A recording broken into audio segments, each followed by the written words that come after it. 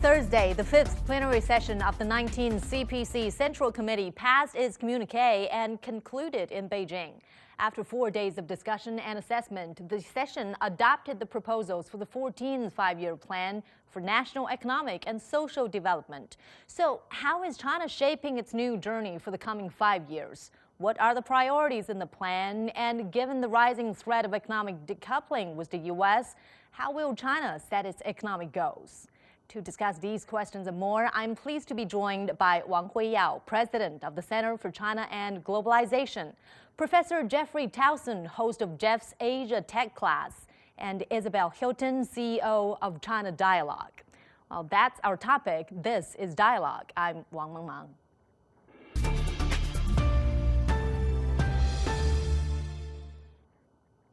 Welcome to all of you to Dialogue. Now, the 14th five-year plan obviously tops the agenda of the Fifth Plenary Session, and the communique was just passed by the session.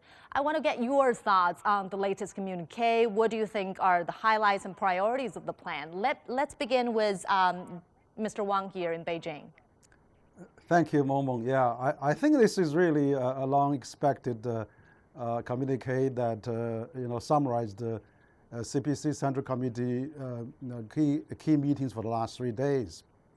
But basically, it has actually highlighted the 14th five-year plan. It summarized the 13th five-year plan, which is a very, very significant achievement. For example, it has achieved the largest social security network in the world. 1.3 billion people has been covered, and some kind of social security in China, which is really significant. But what's more, I think it has, going through this exercise, that one five-year plan after another 5 years plan, Chinese people really strive for the better future as the government leads that direction. For example, this the communique actually outlined the 6 areas of future target for achievement of the 14th five-year plan. For example, on the economic front, you could be more sound and from high speed to high growth, high quality, and from also emphasize reform and opening up much higher, wider, and again. But also talk about more civilization, more civilized development of the society, and people will be more protected and more enjoying the high quality of life. And also talked about the ecological development as well. China wants to have a greener, have a much faster development, and also cut down the emission of carbon in the development as well. And also the livelihood of the people will be greatly improved. So from to have to have a better quality of our life, it's really much of a target education levels, and also all kind of aspect of people's livelihood. So basically, realize the people's expectation of better life is this government objective to target for. And finally, I think on the governance of the country as well. So government wants to improve its governance of the country, more advanced, more modern, more legal, and governance ruled by law, actually, to be exactly, wants to be targeted. So I think those 6 areas, expected, but it's more emphasized. But of course, the innovation is the key of all those things, and technological development as a core competent and core pillar for supporting the Chinese next 5 years plan. So there's many things to watch. I think it's really fascinating to see the Chinese government put up another master plan for the next 5 years, which is going to stimulate many areas to come. Yeah, and even though the specific goals are not released until early next year, we can still, we'll be still looking at the key blueprints in key areas. For example, the 6 areas Mr. Wang just mentioned. I want to get some international perspectives on this. Let me ask you this, Professor Towson. What are your major takeaways from the communique passed in this year's session? Right. What I think is interesting is to sort of look at how maybe different this is than the last one 5 years ago. Because we saw a lot of the same sort of issues of GDP growth, economic growth, balancing that with environment, lifestyle, things like that. That has been an ongoing debate for a long time. But definitely this idea of technology and innovation being at the center of much of this now, that's pretty new in terms of a focus. And I think you have to kind of look at the situation between the US and China that probably had something to do with this. That yes, innovation, mass entrepreneurship is going to be a big driver of growth, but it also provides a degree of protection against sort of what we've seen in semiconductors and other things. So that's probably what I think jumped out of this as a major, significant change, let's say. Well, of course, innovation and technology. What are your thoughts on this, Isabel, in terms of the key messages passed in this communique? Well, I agree that some of these trends we have seen for a while, but nevertheless, I think the reaffirmation of them are welcome. I can see this as China's continuing efforts to rebalance an economy that Wen Jiabao called unsustainable and unbalanced, and that addresses the question of people's livelihoods and people's well-being, which is an increasingly important one. Economically, China, of course, is focused on escaping the middle income trap, and that involves continuing investment in advanced technologies, which ties in, as Jeffrey said, with the complicated international situation and the threat of decoupling. So an increased stress on advanced technologies and innovation, an increased stress on, if you like, self-reliance and sustainability. But again, a continuation of trends. You know, China for a while has been trying to escape from this investment-led and export-led economy towards a more balanced consumer and services, and with an emphasis on the domestic market. Particularly welcome, though, I think, is the work that you can see going on as a result of Xi Jinping's announcement in the UN General Assembly in September of a hard climate target of carbon neutrality by 2060. Now, to achieve that, China is going to have to speed up its energy transition. And so there will be close scrutiny, I think, of this 5-year plan to see how quickly and how seriously that will begin, because all the modeling suggests that the longer you leave it, the steeper the mountain is. And if China is really serious about this target, as I'm sure it is, there will be details in the forthcoming plan that will be looked at very closely, in particular whether there is any new coal, how exactly things are going to be phased out and how quickly this transition can be made. As you just mentioned, Isabel, President Xi pledged that China will peak its carbon dioxide emissions by 2030 and also achieve carbon neutrality by 2060. Do you think these are attainable goals? Yes, I think they're attainable. I mean, I think they're very important. For one thing, they're unconditional, so they don't depend on the actions of another country, and that's important. It's the first time China has set explicit climate goals. I mean, if you look at them, then they're absolutely not out of line with the goals that other countries have set. So the European Union has a 2050 climate neutrality net zero target. Japan and South Korea also made announcements this week on 2050.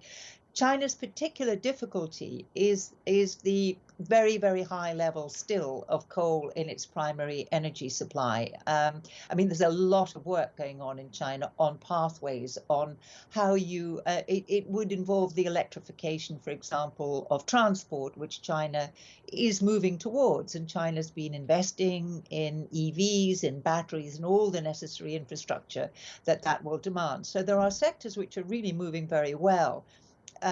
China, as we know, is a superpower in wind and solar.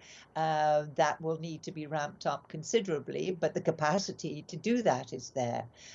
So I see two major problems. One is getting coal out of the system. And the final one, I think, which is pretty much what all countries will face, is that when you've done all of that, there is still a substantial tranche at the end of carbon emissions that you need to remove. And that carbon removal element is still a bit of an unknown, because we don't really, I mean, we have the technology, but we don't have a kind of market-friendly technology, if you like. And we don't have a system of regulation or control or of any kind of potentially damaging side effects. So but that's the final phase. And I think by the time we get there, that'll all be much clearer. So I do think it's doable. The sooner we start on all of this, the better it will be for everyone. Well, Mr. Wang, some experts say that China has entered a plateau phase in carbon emissions with only minor fluctuations. Do you think that's the case? And we'll be looking at the specific targets, the specific approach once the target is there. What do you think are the contributing factors to China's fulfillment of its goals, emissions goals? Yeah, this is really very significant. I think President Xi has actually made a very far-reaching pledge. Actually, by 2030, that we reach the peak, and by 2016 neutralize the carbon emission. That just think of the size of China, which still heavily rely on the fossil fuel. To obtain that objective, we have to do a host of innovation changes and reforms. But then, that's the beauty of China. Always set a target, being the 14th five-year plan, or 2035, or 2050, or elevate the poverty by 2020. So the target really stimulating people to work hard. So I think I think in this 14 years plan, and also 35 plan, the long range planning, that neutrality is already on the agenda. So how to do it? All the ministry, province, industry has to come up with plan. The central government has really issued the marching order already, and also for the 2060. Basically, we have to really count down now. We have to see what's the next 5-year plan, what they're going to solve. What are the standards? What are the actions to be taken? What are the cooperation we need? What are the green dialogue we need to conduct with the rest of the world? That's very important. I think that this government has actually demonstrated its determination to do things. For example, 5 years ago we were heavily polluted smoke in Beijing, but now it's getting much better. So I think it can be done, because the thing in China is that if the government has a strong will, and plus the industry and society and all the governments at all levels really working on this plan. So that is achievable. I think that really shows the governance structure and a strong capacity of the government determination to do that. So I think there are many things. China already the number one in the wind and power and solar power. I mean, hydropower also to be tapped. So I think that's attainable, and given the determination and also all the synergy China has, high-speed railway, 5G, productivity, 170 million talents. There's all the good factors that can make into play. But I think government determination is the first step. We have to achieve that. Well, this plenum was held at a very critical juncture in time. China mostly completed the targets set in the past 5 years, and it's now on track to take development to the next stage.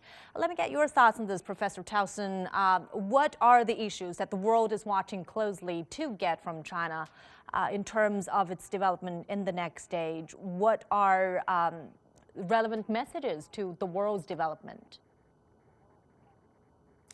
I think what the 5-year plan is really going to highlight for sort of the rest of the world, that COVID maybe is kind of a blip in a larger trend, because when we talk about these numbers 5 years out, 10 years out, suddenly what everyone's been talking about for the last 6 months doesn't seem that big. So if you look at the scale of the growth we're talking about, how big the middle class will be, getting out of the middle income trap, these bigger GDP numbers, you really get a sense for how big of what we're talking about is. So I suspect that's what the rest of the world's going to take away from this week's discussion, that this is a very large, very long trajectory we're looking at, and we're about 40 years into it. We've probably got another 30 to 40 to go. And also worth mentioning is that in addition to the next 5-year plan, a long-term vision for 2035 has also been highlighted in this communique of the session. What exactly does this vision refer to, and why do we need to set such a long-term target? Mr. Wang. Yeah, I think I think that it's very interesting of this year's 5 years plan. It's not only have a 5 years plan, but also have another 15 years plan, long range plan, midterm plan. Of course, coupled maybe a future with the 2050 plan probably in the next making. But in terms of this 5 years long range plan, it's really targeted China to become a middle income country. Really, it's very interesting to talk about a lot of modernizations, industrialization, information, and then talk about agricultural modernization, and also a modernized economic structure, and basically also achieve the modernizing governance capacity and in China. So I noticed that very interesting in this statement, Chinese government actually mentioned about they're going to actually have to build a culture strong China, and also education strong China, but also a talent strong China, and also physically strong China, but also healthy China. So it's also attend a lot of achievable objectives for the ordinary folks, for the people. Education, health, and all those things are really dear to the people's every family, every parents. So I think now they become more realized, but also they have to realize the green economy and reduce the carbon emission. So basically, I think this 15 years plan by the objective of the 2035 is basically to let China get over the middle income trap, basically become a middle income country. So by the time then China will realize the basic modernization vision, and also Chinese economy, Chinese scientific strength, Chinese the whole country comprehensive performance will be really become greatly enhanced and become really a mid-power, probably at mid-level of the developed country by 2035. Yeah, and in order to put the economy back on track, the Chinese government put forward a new growth model based on economic self-reliance, and this is called the double development dynamic. So can you explain this dynamic for us, and why is the government promoting this concept or the strategy at the moment? Professor Towson. Yeah, I think this is probably a reaction to what's been going on in the last couple years, particularly the United States, but not only. Because you really hear these two ideas, technology self-reliance and also dual circulation. Both of them strike me as coming from this idea we don't want to be too reliant on external countries, actors, events, whether it's trade, technology, finance. And both of those sort of shift you away from that. I don't really think it's self-reliance. Most countries cannot be totally self-reliant, and you don't want to be. But you do want to sort of decrease your dependence somewhat. Have alternate sources of semiconductors, have alternate sources of banking, things like that. So both of those do seem to speak to that issue. And we hear the U.S. using pretty much the same language in its own domestic affairs. So a little bit reduced dependence seems to be the goal here. One of these dynamics is internal circulation. So, Isabel, are you concerned that the focus on boosting domestic demand would also mean that China is perhaps turning inward? Well, it needn't necessarily mean that. And in fact, if you look back to the 13th plan, you already begin to see that China had reached the point where growing the domestic market, growing consumption and services are really important, because that high volume, low added value industrial model that was, that produces very rapid growth in the first decade, it exhausts itself very quickly. And, China's kind of advantage in that kind of economy was diminishing very rapidly. So in order to escape the middle income trap, there is very much a need for a higher value economy, and that also includes an elevation of the domestic market. China has a huge advantage, if you like, in that it has this enormous population. so that it could, really build on its domestic market as it seeks to upgrade the technological and efficiency and sustainability standards of its own economy.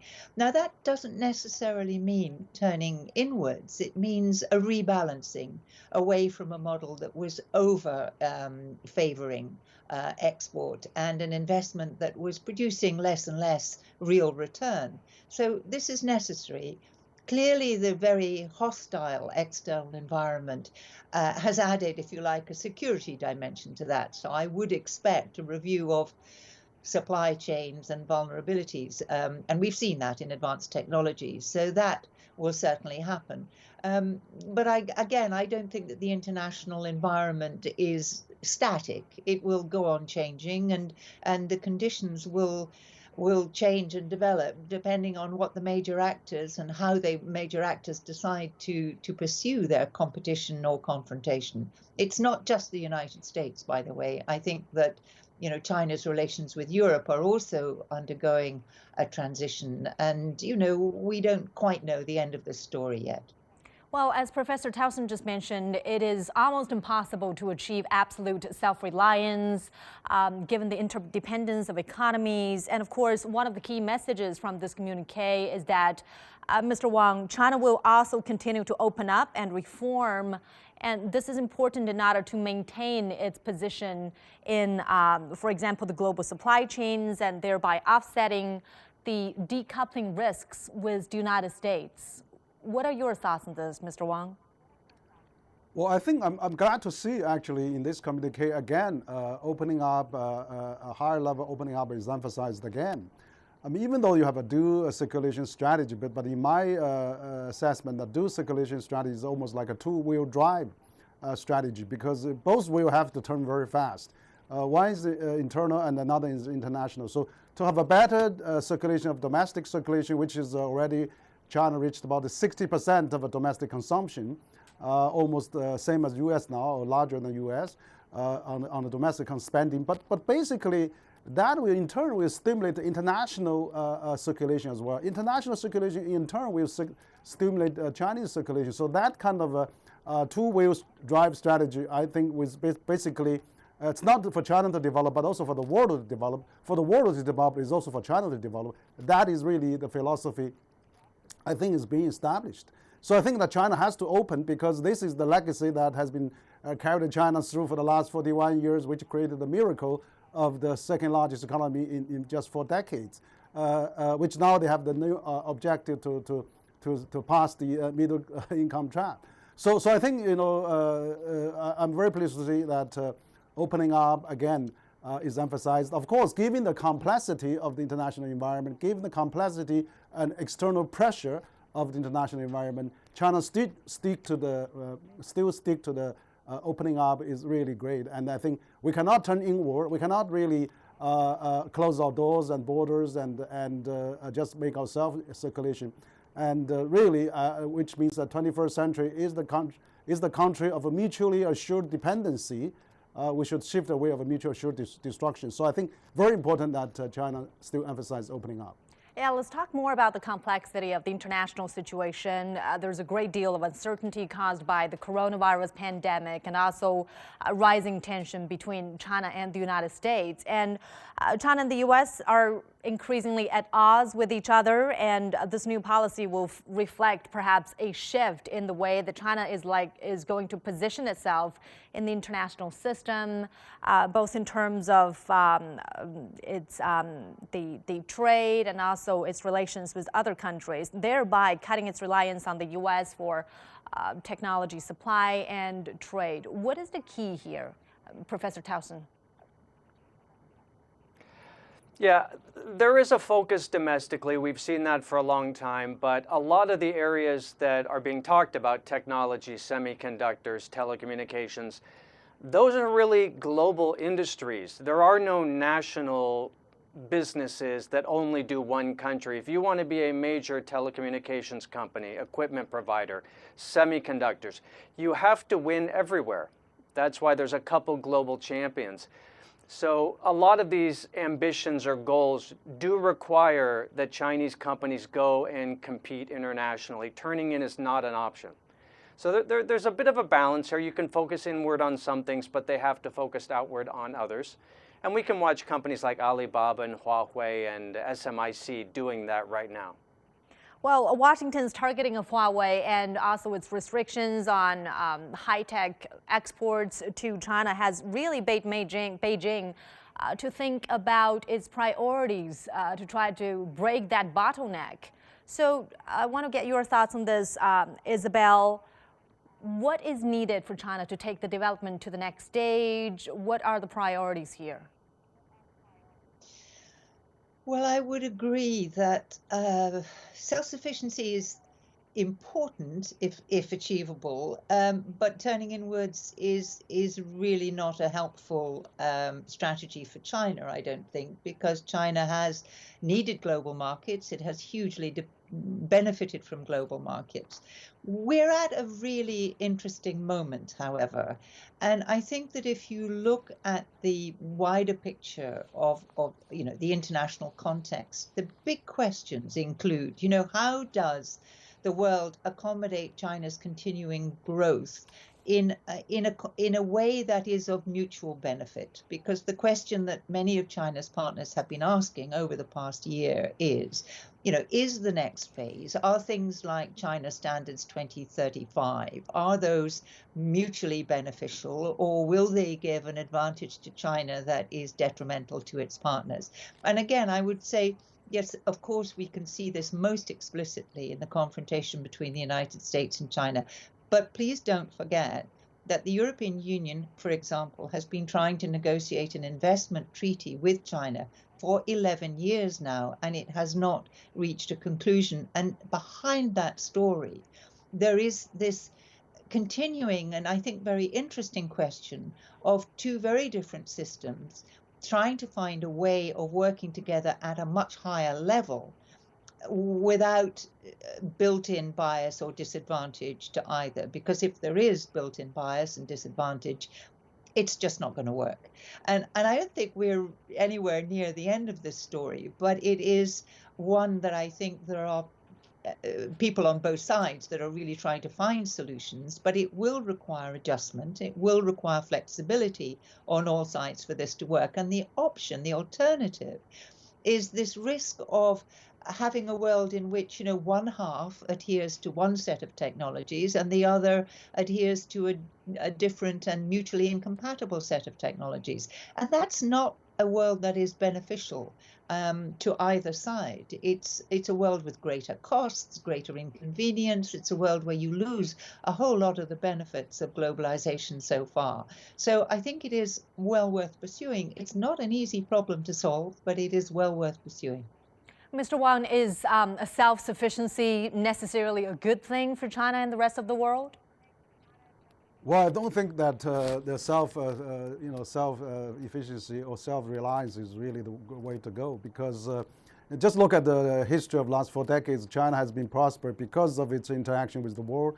I think that China now become a global value chain center, with all the logistic, out of the 10 largest container ports, 7 of them are in China. China is the largest trading nation with almost 30 nations. China has to really unite and work with all the countries and for the prosperity of the world. Well, a new blueprint is now in place, and it will going to take all the will and wisdom for China to develop in the next 5 years. Thank you so much, our panel, Mr. Wang Huiyao, Professor Jeffrey Towson, and Isabel Hilton. Appreciate your insights. And that'll do it for this edition of Dialogue. Thanks for watching.